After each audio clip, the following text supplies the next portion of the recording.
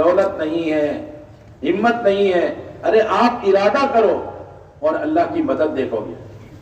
157 جماعتیں بیرون کی مردوں کی تیار ہوئی کھلے خرچ کی، اور 288 کے قریب 5 مہینے کی جماعتوں کے عزائم ہوئے، اور 57 جماعتیں مستورات کی کھلے خرچ کی تیار ہوئی۔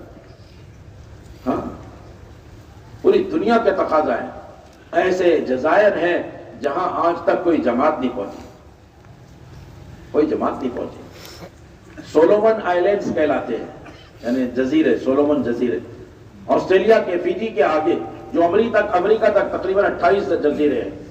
کتنے جزیرے ایسے ہیں جہاں پر آج تک کوئی جماعت نہیں؟ کیریبین آئلینڈز کہلاتے ہیں، یہ ویسٹ انڈیز وغیرہ کے پاس، وہاں بھی سینکڑوں جزیرے ہیں جہاں آج تک جماعت نہیں گئی، ایسے علاقے۔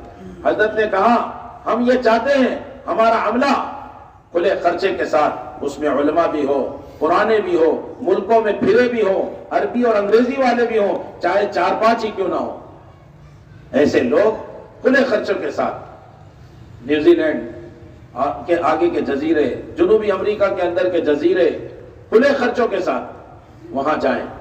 جنہوں نے ملکوں میں وقت لگایا، تجربہ ہے ملکوں میں کام کرنے کا، ایسے ساتھی گھبرانا مت۔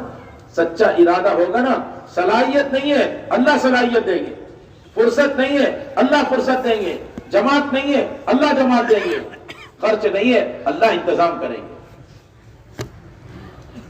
ایک جماعت کمبوڈیا کی آئی، بات کر رہی تھی، 3-4 سال پہلے کی بات ہے۔ تو جب بات کر رہی تھی، ایک ساتھی اس میں بیان کر رہا تھا، مجمع ہو رہا ہے، تشکیل پہ تیار ہو رہا ہے، تو ذمہ داروں نے پوچھا یار یہ آدمی بات کرتا ہے، زبان تو سمجھتی نہیں ہے، لیکن لوگ سنتے اور تیار ہو جاتے ہیں، کیا بات ہے؟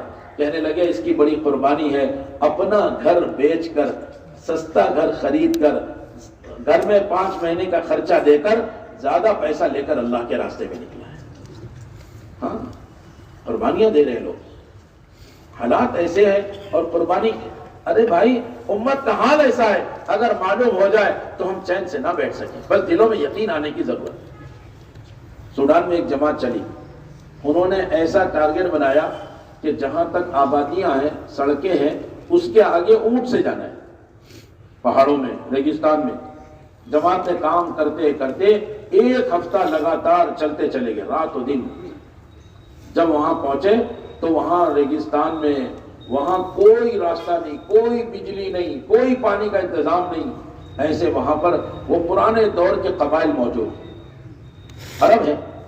جب وہاں پہنچے، گشت کیا، محنت کی، لوگ جمع ہوئے، نماز کا وقت ہوا تو ایک ساتھی نے اذان دیا، ایک خیمے سے 80 سال کے بوڑھا باہر آئے، بزرگ باہر آئے، اور اذان ہوتی رہی وہ روتے رہے، اذان ہوتی رہی وہ روتے رہے۔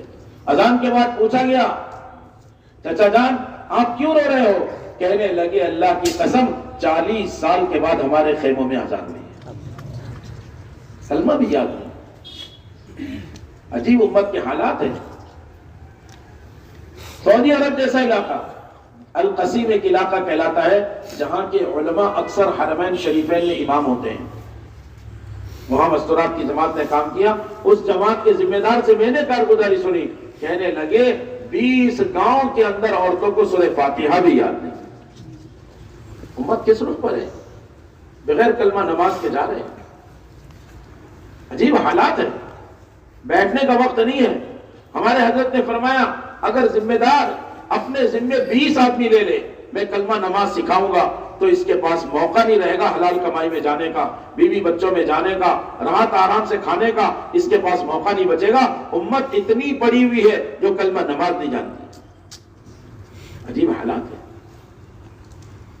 بے دینی کا سمندر ٹھاٹے مارتا ہوا بغیر کلمہ نماز کے دنیا سے جا رہا ہے۔ کتنے علاقے ایسے ہیں جہاں نہلانا، کفنانا، نماز جنازہ، دفنانا کچھ پتہ نہیں ہے، یا تو اپنے ہاتھ سے ایسے ڈال کے آ گئے یا ایسی مشین ہوتی ہے کہ جلا کے راکھ کر دیتی ہے، ان کے حوالے کر کے آ گئے۔ عجیب حالات ہیں۔ صحابہ کو کیا بے چینی تھی کہ اللہ کا دین دنیا سے مٹا ہوا ہے اور ہم چین سے بیٹھے۔ حضرت مولانا الیاس صاحب رحمۃ اللہ علیہ کا یہی تو تڑپنا تھا، یہی تو رونا تھا۔ جنہوں نے ان کو دیکھا ہے وہ کہا کرتے ہیں کہ دیکھو مولانا الیاس صاحب رحمۃ اللہ علیہ کے چہرے پہ دو بات کے آثار نظر آتے تھے، اللہ کا دین دنیا سے مٹا ہوا ہے، ایک بے چینی ہوتی تھی، اور اللہ کا دین پوری دنیا میں زندہ ہو، ایک بے چینی کی فکر ہوا کرتی۔ اللہ کا دین دنیا میں کیسے زندہ ہو؟ گناہ گار مجرم اللہ ان کے ایک دانے ایک قطرے کو کم نہیں کرتے۔ اگر تم دین کی محنت کو لے کے اٹھو گے، کیا اللہ تمہارے دانے قطرے کو کم کر دیں گے؟ صحابہ نے محنت کی، اللہ نے برکت کے دہانے کھولے۔ ایک صحابی استنجا کے لیے گئے، چوہا آ کر اشرفیاں رکھ رہا ہے، 17 اشرفیاں لا کے رکھ دیا، 17 اشرفیاں یہ لے کے حضور کی خدمت میں حاضر ہوئے۔ آپ نے پوچھا بل میں ہاتھ تو نہیں ڈالا تھا؟ کہا یا نبی اللہ میں نے بالکل ہاتھ نہیں ڈالا، کچھ بھی نہیں کیا، وہ چوہا لا لا کے دے رہا تھا۔ آپ نے فرمایا وہ چوہا نہیں تھا، فرشتہ تھا، اور وہ بل نہیں تھا، سوراخ، وہ اللہ کے خزانے کا راستہ تھا، اللہ نے برکت کی روزی عطا فرمائی۔ ہمارے گھر کے چوہے تو سونے کا ٹکڑا اور بالی لے کے چلے جاتے ہیں اور وہاں سونے کا سکہ لا کے سامنے رکھ رہے ہیں۔ اللہ کی طرف سے نظام تھا غیبی، روزی کا نظام، برکتوں کا نظام۔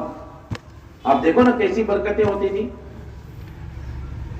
ہم نے کمانے کا راستہ سیکھا ہے، تجارت، عہدہ، ڈگری، نوکری، دکان، کھیتی باڑی، باغات، تجارت کی منڈیاں، اور اللہ معاف کرے دھوکہ، جھوٹ، اور وہاں خرچ کرنے سے راستہ سیکھا تھا کمانے کا۔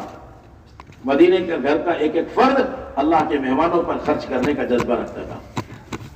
حیات الصحابہ میں ایک ہی صفحے پر 4 عورتوں کا ذکر ہے، ام مالک انصاریہ، ام مالک بازیہ، ام سلیم، ام اوس بازیہ رضی اللہ عنہن۔ چاروں کا مزاج یہ تھا، گھر میں کسی ستون سے ایک کپی برتن اس کو لٹکا کے رکھتے تھے، گھی اس میں بھر جاتا، حضور کی خدمت میں دیتے۔ ام اوس بازیہ رضی اللہ عنہ نے لا کر پیش کیا، آپ نے کہا بلال اس کو خالی کر دو۔ بلال رضی اللہ عنہ نے خالی کر کے برتن دے دیا۔ وہ پردے میں تھی، برتن لے کر جا رہی تھی۔ گھر پہنچنے سے پہلے ایسا لگا کہ وہ تو وزندار ہے، شاید خالی نہیں ہوئی، دیکھا تو وہ تو بھری ہوئی ہے، تو روتے پیٹتے آئی، یا نبی اللہ، اے نبی جی کیوں آپ ناراض ہیں؟ کیا اللہ کی طرف سے میرے خلاف کوئی بات آئی ہے؟ آپ نے گھی کیوں نہیں قبول کیا؟ آپ نے فوراً بلال سے کہا بلال تم کو خالی کرنے کہا تھا، کیوں نہیں خالی کیا؟ یا حضور میں نے تو اتنا کھروچ کے خالی کیا کہ آج تو مجھے بھی غیرت آ رہی تھی۔ اللہ اکبر۔ تو کہنے لگی لیکن یہ تو برتن بھرا ہوا ہے۔ آپ نے فرمایا ام اوس کیا خیال ہے تیرا، تو اللہ کے نبی کو اور مہمان کو کے لیے خرچ کرے اور ان کو کھلائے، کیا اللہ تجھے نہیں دے گا؟ کیا اللہ تجھے نہیں کھلائے گا؟ جا برکت والا لے کر جا۔ کہتے ہیں کھاتی رہی کھلاتی رہی، رسول اللہ صلی اللہ علیہ وسلم کا دور پورا ہو گیا، آپ دنیا سے پردہ فرما گئے۔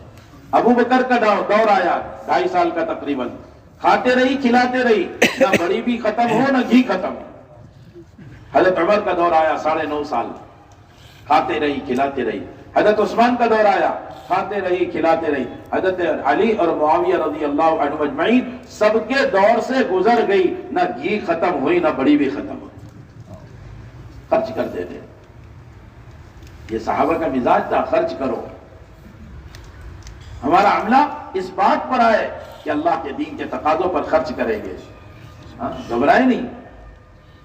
سونان گیا، پونا کا ایک جوان آٹو رکشہ چلانے والا، کیسے گیا ہوگا، کیا قیمت ہوتی ہے اس کی، اور وہاں رو رہا ہے کہ صحابہ سچے تھے، اللہ کے راستے میں جان دیتے تھے، ہم تو ویسے سچے نہیں ہیں، پتہ نہیں ہمارا کیا بنے گا۔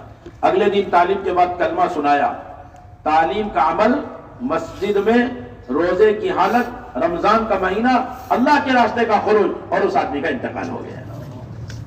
وہاں کا ایک پرانا ساتھی صبح آ کر خواب سنا رہا ہے کہ فرشتے رات کو آئے اور اس آدمی کے منہ میں جنت کا لقمہ دے رہے تھے، جیسے وہ صحابی کے منہ میں لقمہ دے رہے وہاں فرشتے اور جنت کی ہو رہے، ایسے یہاں لقمہ دے رہے فرشتے۔